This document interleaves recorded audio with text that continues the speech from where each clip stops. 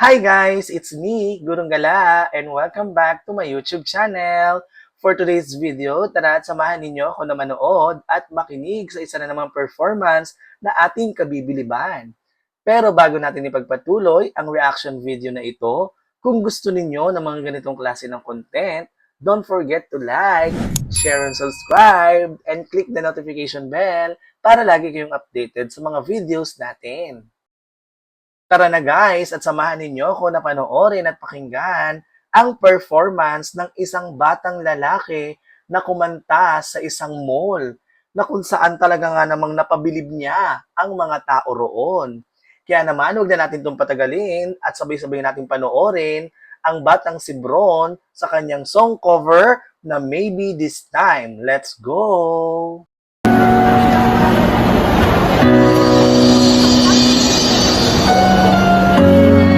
Nasa Ever Grotesco pala sa Quezon City.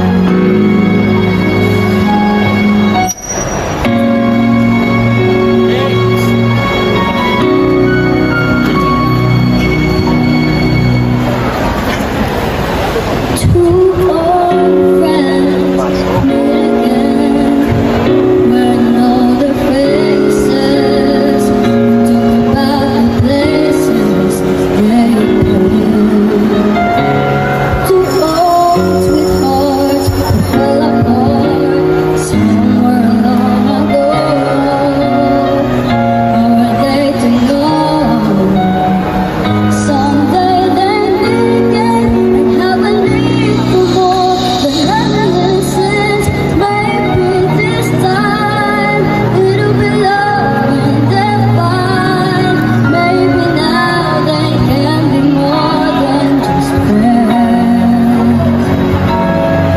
She's back in his life and it feels alright. Maybe this time love won't end.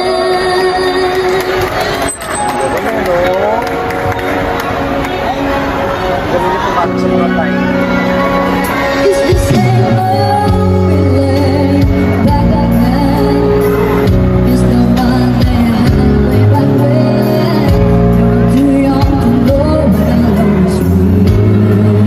Sis nga ni Vibrato. But somehow, some things never change. Diction, ang ganda. Maybe the time has hold of delay.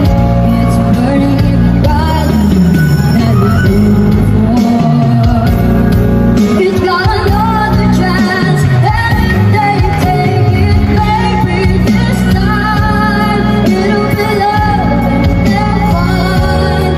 Maybe now they can be more than just friends. She's back in his life, and it feels alright. Maybe this time love won't end. She's smiling like she used to smile way back then.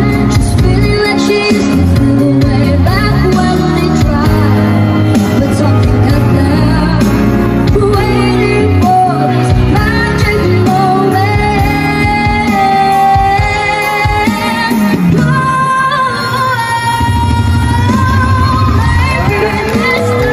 it'll be love and they'll find. Maybe now they can be more than just friends. Oh, she's back in his life, and it feels alright.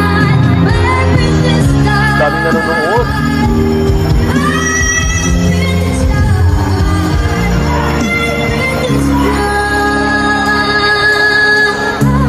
Wow.